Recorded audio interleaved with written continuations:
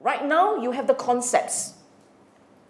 And what are these concepts? The Four Noble Truths, the Eightfold Paths, your Tilakkhana, three characteristics, anicca, impermanence, dukkha, and anatta, substancelessness. You have all these concepts. But what are you supposed to understand of these concepts? I've gone from retreats and I've been asked to reflect on these concepts. What do they mean? How do I understand? And so on and so forth. You ask these questions. But the Buddha said you need these factors in place. And if they are in place, then we start talking about understanding the concepts. You understand that? So, let's go through each of them. What is the four foundations of mindfulness? In the Mahasatipatthana Sutta and the Satipatthana Sutta, and if you have gone for retreats time and again, you would have noticed by now that there are four objects that the Buddha gave to practitioner to learn to focus their attention on and be aware of them. These four objects are the form, your body, feelings, the mind, and Dhamma. Four objects, okay? And in these four objects, for each of them, he elaborated on how you're supposed to watch each one. On the lecture, there will be a separate lecture on sati, mindfulness. And in that lecture, I will elaborate on what they are, how to do it right. How to do it right. It's very important. So today I will not go into details on how to do this correctly. I would just tell you that the four foundations of mindfulness are mindfulness on the form, breathing, posture, daily activities, lovesomeness of the body. It is on the form. Mindfulness on feelings.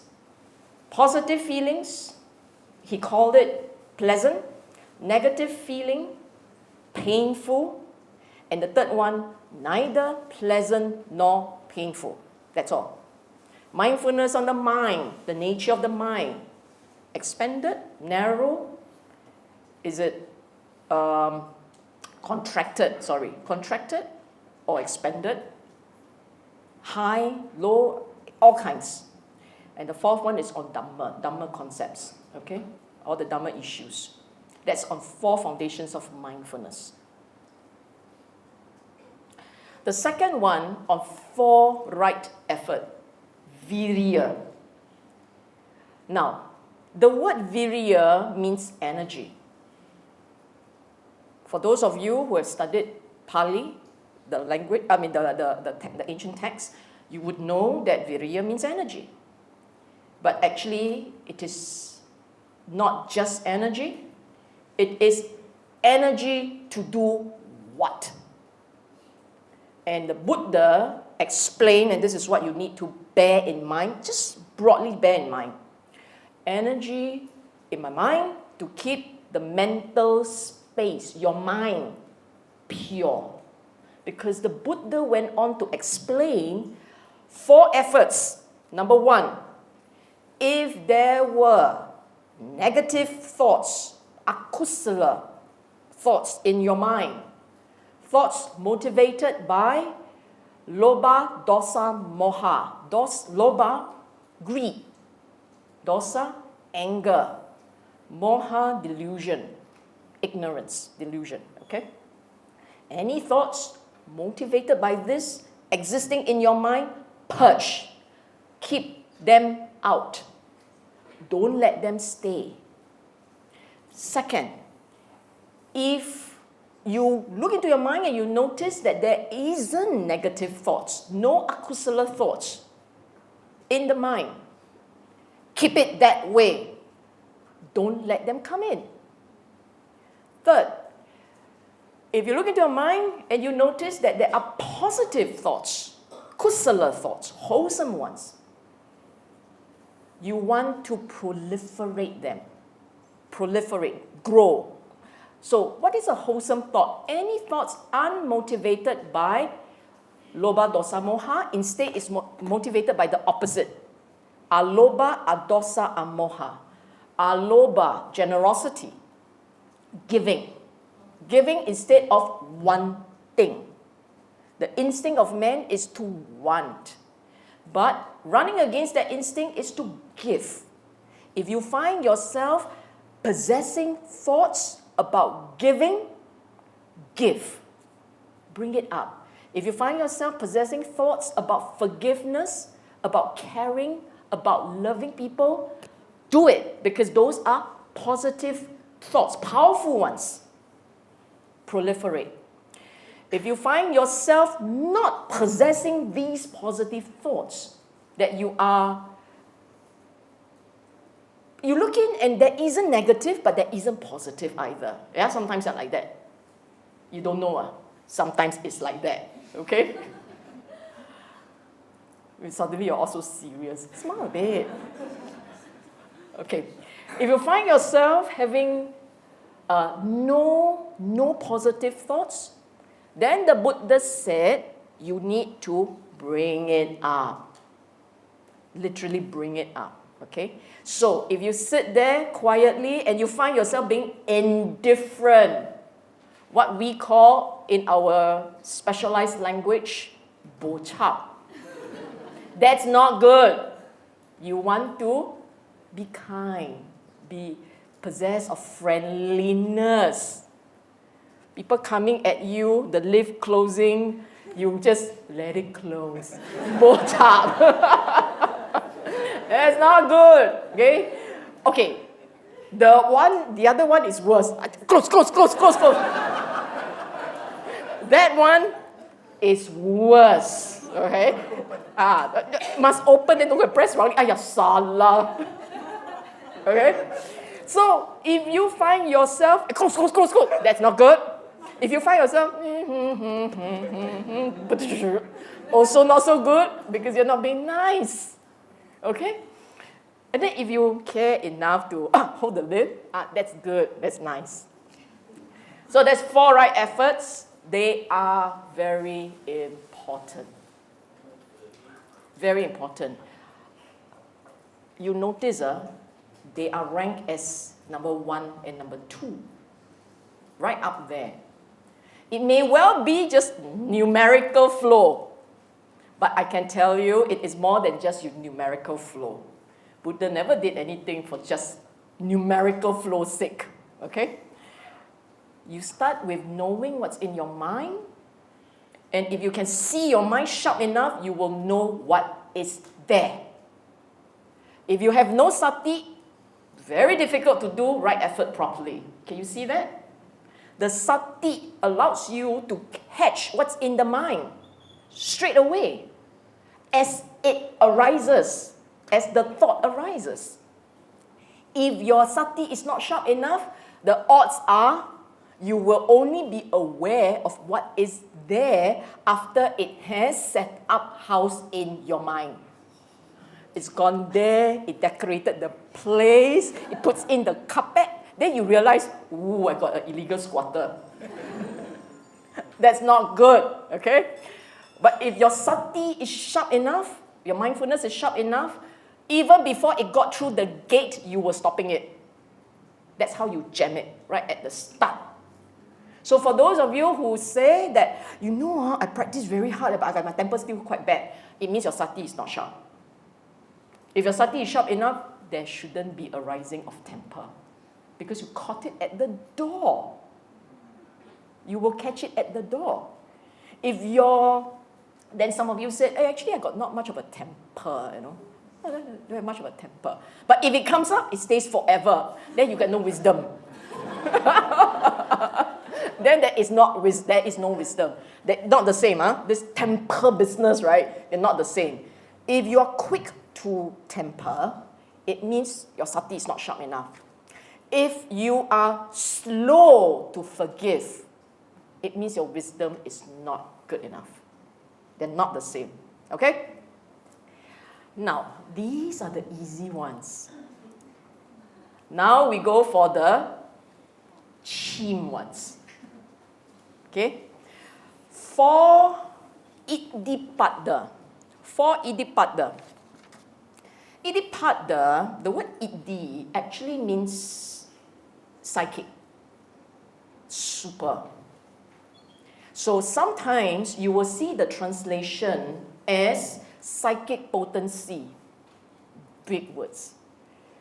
Basis for accomplishments, keep it more mundane, less psychic. We don't go there. It's just powers. It's special powers, in other words. Okay? And the very first one says chanda. Unfortunately, I do have a partiality for Pali words. Pali words, it's more to the point, more impactful. When you use an English word, unfortunately, our mind can go into a thesaurus. Pali word is one, chanda. Chanda means desire, will, wanting something. If you think about it, in anything that you do, before you even do it, there has to be a will, a volition, a desire to do something. If you don't have that desire to want to do something, nothing is done. It's either nothing is done or it is done by proxy. It just happened to be done. You didn't will it. In this practice, you have to choose to want to go on the path. You have to choose to want the practice. You have to, because half the time you're going to fight your own instincts. And if you want to fight your own instincts and there is no will, I can see how successful you're going to fight. Your battle will be, give up. Tomorrow, next life. That's going to happen. So, chanda, the desire to want to get something achieved, done, even something very simple, like, I don't want to get angry. I'm not eating this. I'm okay. Doesn't matter. Even that requires will. So the very first thing the Buddha said is, in this practice, you want it to be done, you have to have very strong will. So that's the first one. In other words, remember, idipada is very strong powers to achieve something. Strong powers, the basis for that. And if you look at the Pali text in the way that he explained, with concentration, you have this. So it is determined. You want it and you do it. Okay? The next one, virya. I have said this before. Virya is effort. The effort to keep the mind space clean. Do good, keep it that way. Do no evil, keep it that way. So this is the same word. It has the same meaning. There is nothing thesaurus about it. So remember, every time you see the word virya, it is a form of sila, morality. It is about restraint. Do good, do no evil. Literally, restraint. Except, what's the difference? For the normal, mundane, everyday life, it's just precepts. For the practitioner, it is restraint. You peg it at a higher level. I will elaborate this further in the subsequent lecture on sila. I'll show you the difference between the relatively panchan version, it's discounted version of panchan one, your 5 precept, your 10 meritorious deeds, that sort of panchan version, and the really solid one where you guard your door like the first class 5-star security guard that you're supposed to be. Nothing good gets out, nothing bad gets in. That kind of vigilance. Okay? This is a practitioner one, not the panchan one. Next one, chitta, the mind. This refers to a mind training the mind. If you think about it, what is this practice about? About training the mind. What is this state about? It's a form of meditation, elevation mind, elevated mind. A mind that is not like the mundane world, caught up, distracted, 2-year-old. Okay, let's not be rude to 2-year-old, 3-year-old. This is an elevated mind, a quieter mind, a mind that is more settled, clearer, sharper, and so on and so forth. Okay, a practitioner's mind. And the last one, vimamsa, investigation. The capacity, the skill to examine the conditions, the rising and falling away in the mind. Investigation is a tool, a skill. It makes it possible, this mental state makes it possible for your mind to see, understand what arises and what falls away. And it knows what's going on. It's a tool. All these four, will, chanda, virya, chitta, vimamsa, all four are tools. Your will becomes a tool. What you are doing with the energy is a tool. The mind is a tool. The capacity to investigate, to know, to ask questions, to examine, it's a tool. If you have all four of these, Buddha said, you can see Dhamma.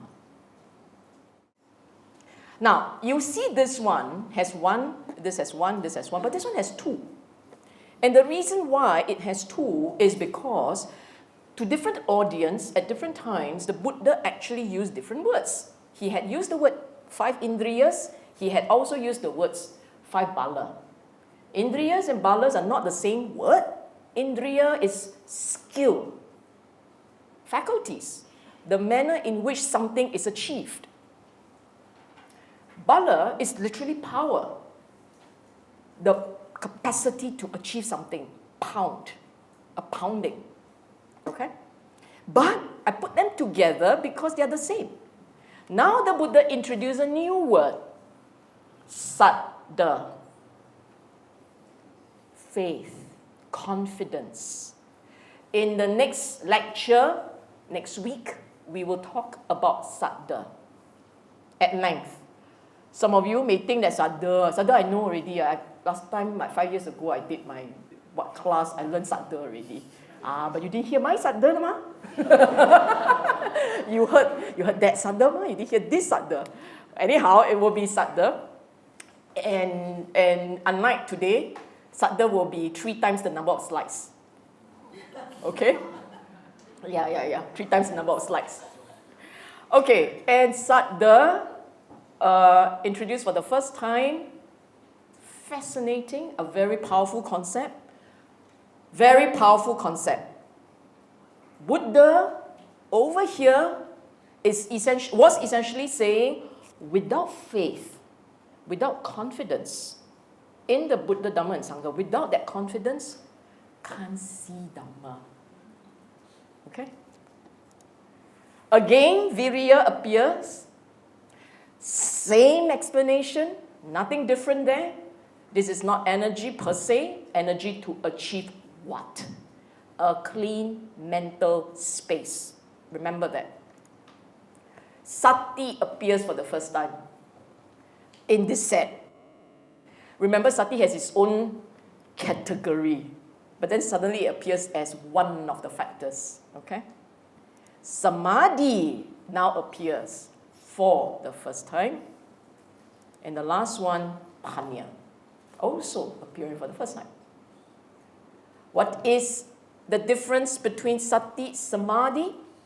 Sati, a state of mind that is watchful, knows what's going on, able to remember, register, remember. To be able to register, to be able to remember, and able to retrieve that sati.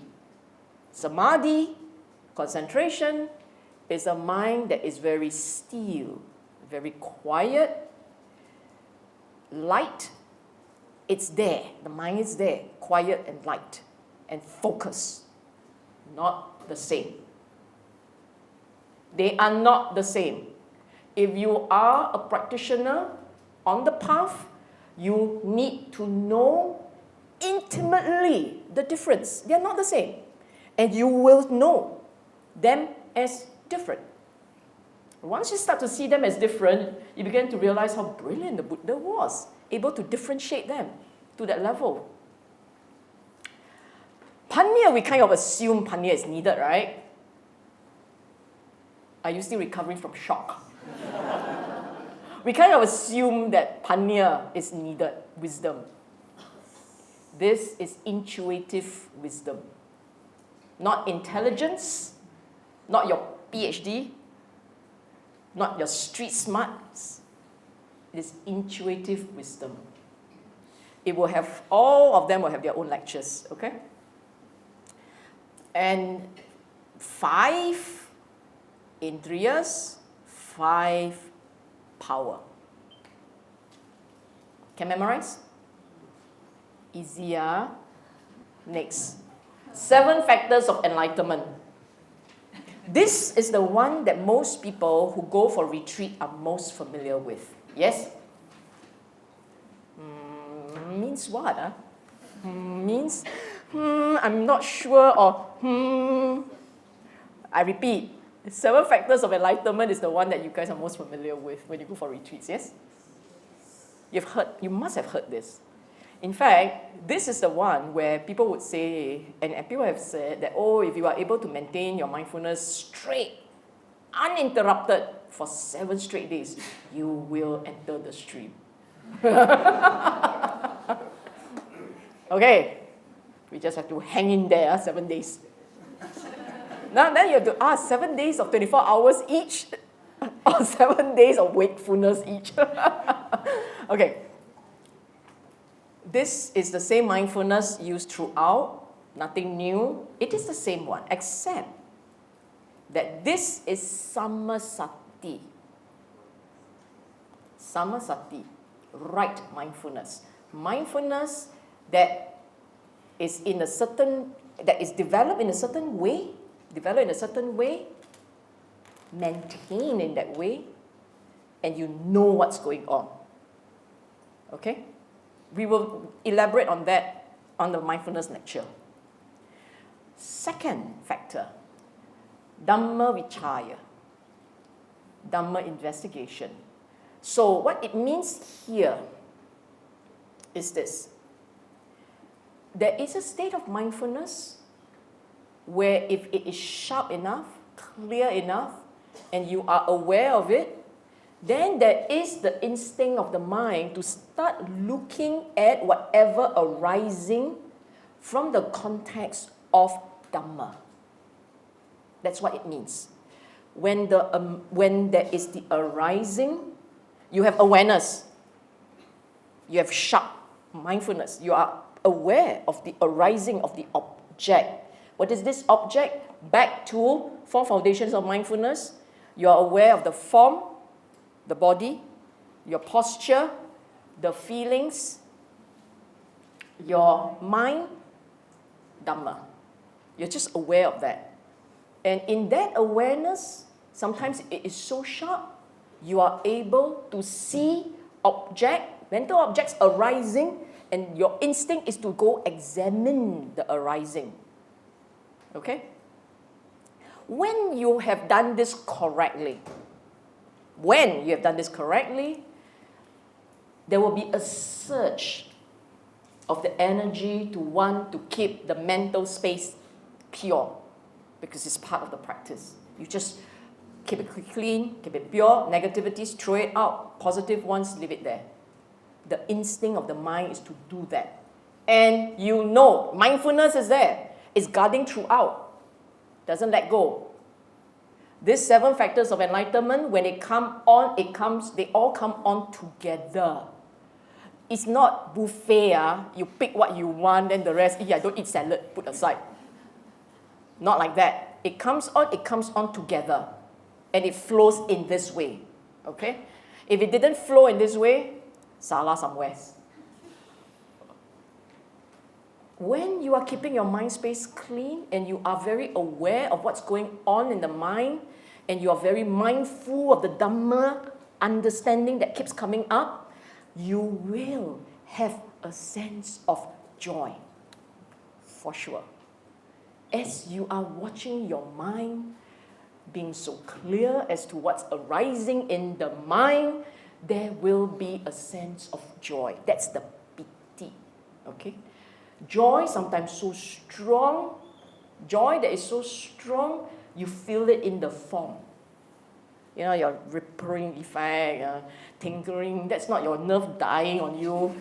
It's just joy, okay? But then it might be, you better have it checked. Okay, so you have all this joy that's coming up. Done correctly, the joy will turn quiet. You will have a sense of contentment. This word tranquility is actually a sense of contentment, a sense of peace, a sense of quiet. Okay? When that happens, the mind becomes even more concentrated, even sharper, even clearer. And at the same time, there is a certain sense of detachment, a certain sense of distance. I repeat, this is not bochap. This is just detachment, not indifference. It's just detachment. And all 7 factors are in the mind at the same time, spinning in a positive circle, spinning, okay? They do not, it is not a case where, imagine the mind is a stage, sati comes out to perform. Then after it performs, it's bye-bye. Then he goes down the stage. Then, hey, your turn. Dhamma Vichaya come up. And he goes down, Viriya comes up. No. If sati is done correctly, and this is the sati of the enlightenment factor, sati stays there. It is a symphony of music with many musicians up there, not one at a time, not solo. They are all up there and they reinforce each other. For those of you who have experienced this, you should have capitalized on it. Okay? You should have capitalized on it because this is the one that will spin you towards Nibbana. Now must start again. Alright, and incidentally, the 7 factors of enlightenment is not a one-off thing. It doesn't just happen at retreat. If it happens only at retreat, then you stay there. It doesn't just happen at retreat. Actually, it should follow you home. It should wake up with you in the morning.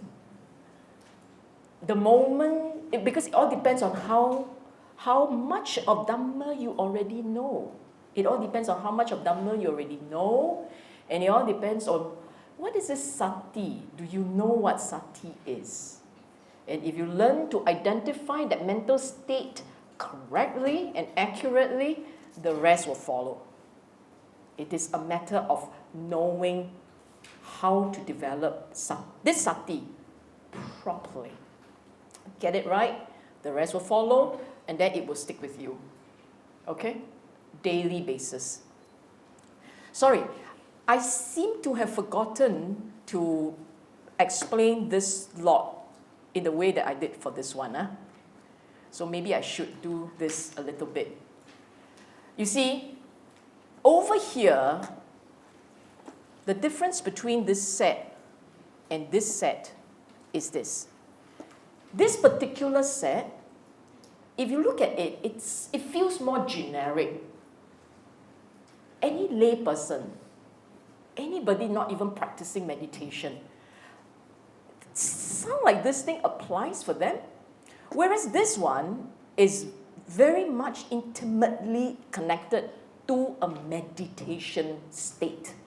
Yes? Okay. Now let me explain this one. This particular set starts with faith, meaning to say that the odds are, when he was talking to that particular audience, they may be new to the practice, they may be less familiar, therefore, as to what his Dhamma was about. So he had to remind them that even before you start, you have to believe that it works.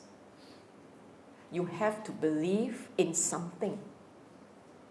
If you don't believe that this works, and it means this, and you just follow instruction, okay? You just follow instruction, okay, then you're not okay.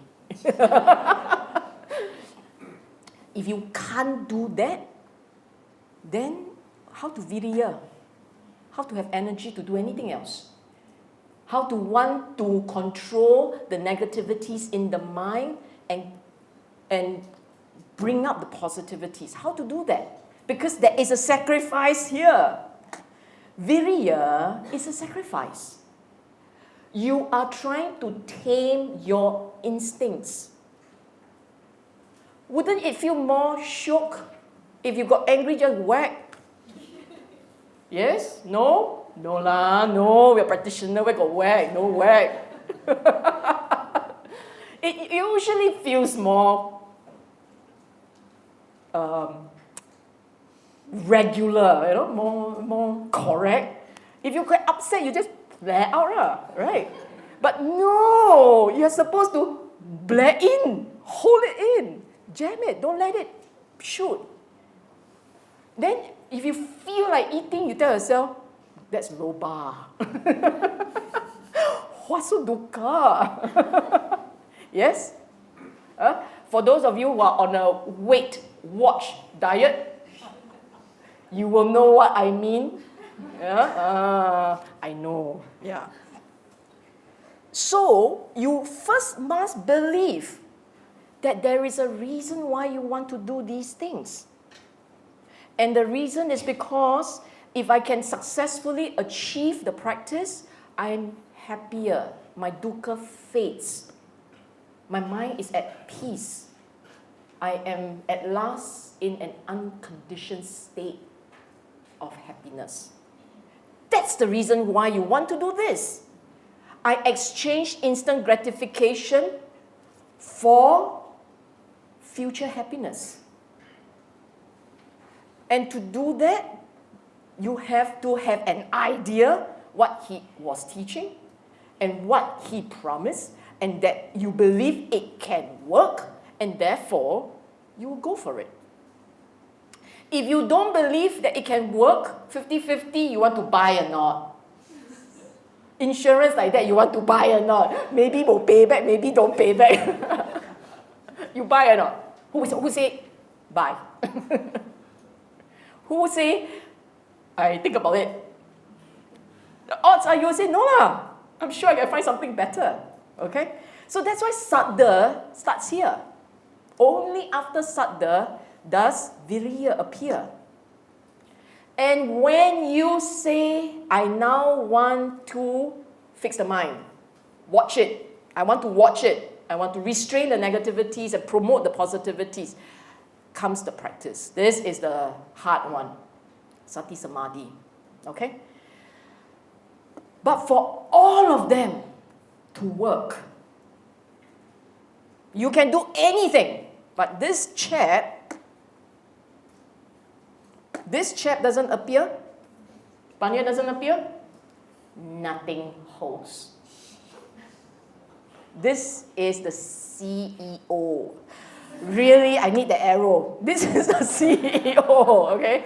This is the CEO. These are generals. The generals are not pawns, okay? They're not to be sacrificed. They have to be there, part of the construction pillars. But this guy must figure things out. He is the one who say, I know why I'm doing this. I know what this leads to. I know how to catch as I go along. And I know when it is at the end. Can you imagine you watch a show, right? Then finish, then nobody come out with the end, and you just wait. You know, it can happen. You nibbana, right? They don't know nibbana. Then that's it. That was an anticlimax. You laugh because you don't believe that it can happen. Trust me, it can happen. No panya, no realization, no what's going on. Happy go in, happy come out. Blur. Okay? Can happen. And then you say, you mean the person can actually have enlightenment without realizing? No, there is no enlightenment without realizing. Of course you must know what's going on. It's just that there are phenomena that's happening in the mind. They happen. You see, but you don't know what's happening. So, you have seen anicca all the time. Impermanence, what? It's a concept introduced for the first time to you, is it? Impermanence happen all the time. How do I know? Because the other day you were crying, today you're not, ma? Somewhere along the line, along the way, you stopped crying. So there was impermanent, right? But did you know? No. Were you aware? No. Maybe you were. But the odds are you were not. And because you are not, then the concept of impermanence came and went. Anatta is there all the time. You've seen it? No. I'm still trying to figure out what it means. Exactly. So all these phenomena, all these Dhamma are happening all the time. They go in this way, they go out that way. Sometimes they go in, do detour, go out that way. Still don't get it. So you need the panya to know what's going on. Okay? Now the Eightfold Path. How many of you know the Eightfold Path by heart? Well done. The rest of you don't know, shy. At the very least, the Eightfold Path you must know by heart. Okay? Samma Ditti. Right view. Right view. Okay? Ditti is perspective, understanding, view. Philosophical perspective, start point. Practitioner, it's the lens. The lens, the perspective through which you understand the nature of your mind. Okay? It is not understanding of the world per se. It's understanding of the nature of your mind. And understanding the nature of the mind in the context of dukkha, craving and the correlation with dukkha, letting go and its correlation with bliss. And this is the method to do it. With that as the backdrop. This is your understanding. This is the lens. For many of us, when we set out on this journey, you've got to struggle to remember dukkha, craving, letting go. Dukkha, craving, letting go. You struggle with that. As you practice and practice and practice and begin to understand the Dhamma, this becomes second nature. Every time you get upset, you will immediately recognize what is it you wanted that led you to be so upset. It's second nature. If you don't find yourself having this second nature instinctive realization, then this samadhi hasn't sunk in yet. If it has already sunk in, if it has happened, then for you, it's very instinctive. Every time you get upset, you look at what is it you want. And then you ask yourself if you can just let it be. you will ask yourself that. Okay? If, now I show you that it's all linked. If you already hold the view that cravings for something, wanting and wanting is going to be problematic, then you learn to moderate your expectations, then your right thought, now this sankappa, construction, thought, coming up. Your thought would be, sudahlah, semua boleh. Everything also can. Okay? Everything also can. 随便随便, 青菜青菜, right? You will say things like that. It's okay. Therefore, the first thought, right thought, the first one is nekkhamma, letting go, renunciation. Why is that like that? You see, in the manner in which you react to the world. Let me ask you this, Okay, take experiment. We have plenty of time, now can do experiment.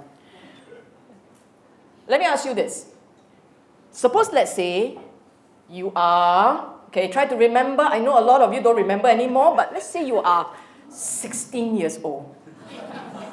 Some of you haven't got there yet. But the bulk of us, 16 was a good year, okay? It's a long time ago. You're now 16 years old. And you are hot. I mean, not hot, but you are angry young person, okay? We will be neutral. We'll be neutral, yeah. Neutral gender, okay? Just you male, female, I don't care. And you are a fiery temper individual. You don't know what's going to happen. You're going to go for your O-levels, right? Very difficult year. Mother don't understand. The father don't understand. The whole world doesn't understand you. Only your best friend is like that. Okay, never mind. And you have all these angst about you, okay? And so anyone stare at you, 2 eyes, you're going to poke his eyes. Because you're full of angst. You can't take it. In your mind, from your angle, the way you see the world is, the world doesn't understand me. I have no idea what's going to happen to me. I better stand and fight for myself. Everything matters. You see what I'm saying? This is your worldview. Because this is your worldview, someone stare at you, you're going to poke his eyes. So however you respond, however you interpret, it's going to come from your start point, the worldview. See that? Now you are mature. You have gone for meditation. You are into spirituality. You are now not 16, but you're not 61 yet. You are halfway there. So you're now about 30 plus, 30 plus. A lot of us are 30 plus here, I know, okay? We're all 30 plus. And we're more mature. We have learned Dhamma. We learn to say it's okay. Doesn't really matter. Now people look at you, you say, what a lovely pair of eyes. When people look at you, you start thinking of metta, metta, right? You are not going to poke his eye, so rude you are. What has changed? Same fellow looking at you. What has changed is your perspective, the start point. When your start point has shifted, your response is based on that start point. So, thought, construction of thought, is in response to belief, perspective, understanding. If you have the right thought, right belief, right perspective, right understanding, and yet you have the wrong thought, what has gone wrong? You 骗家one. Your belief and your perspective is what we call half-baked. Because if it were not half-baked, then the thought would be about letting go. Okay? If you were to say that I've been a practitioner, I've done a lot of this, that, and other, and I've worked very hard at this, that, and other, but you can't let go, then it is not resting on a true foundation of understanding. It is superficial, weak, shaky. shaky. If it were a real foundation of understanding, then the instinct, the thought construction, something negative, you just let it be. Okay? And it will be like that. It will be like that. There's no two ways about it. Likewise, right thought has three. One is letting go. The second one is no anger. The third one is no cruelty. No anger. If you can let go, mana ada can anger? Where got anger? If you can let go, right? If you can let it be, if you can say it's okay, where got anger? Where lies the anger? It is because you can't let it go. Then you need plan B. Plan B is don't get angry. See that? It's a successive thing. Don't get angry. Let it be, let it be, let it be. Oh, cannot let it be. Angry. Oh, don't get angry, don't get angry. And plan C is don't get cruel. Because if you can't get what you want and you get upset, that is when you can get cruel. So there are plan A, plan B, plan C. You do the first one right, the rest just follow automatically. You do the first one wrong, you need the second one to be your goalkeeper. Then the goalkeeper, no, actually not goalkeeper. Goalkeeper's the third one, right? Second one would be midfield. Midfield. I know it. Midfield. Okay? You understand that? So the flow goes there. And then it must translate into a way of life. If everything resides in your mind, what's the use?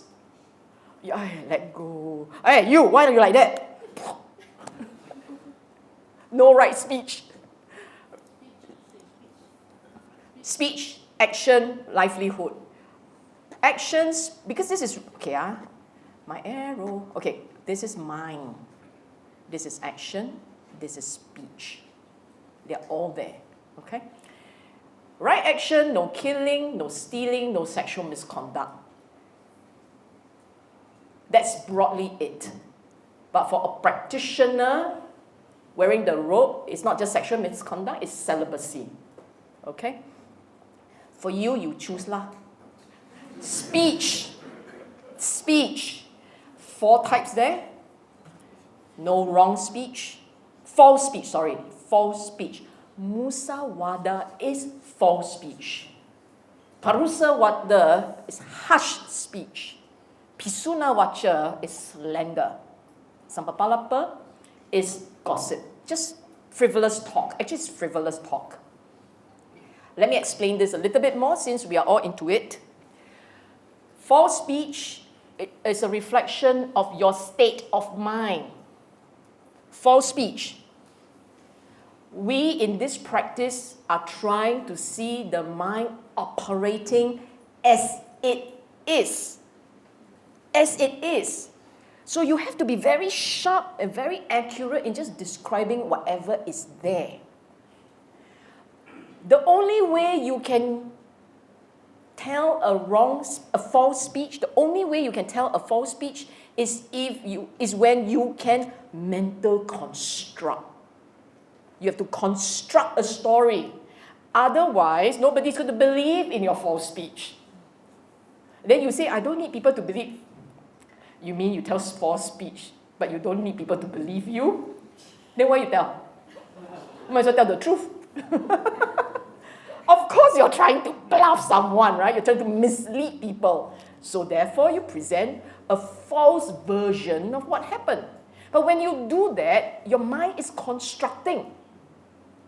Can you see the disjoint?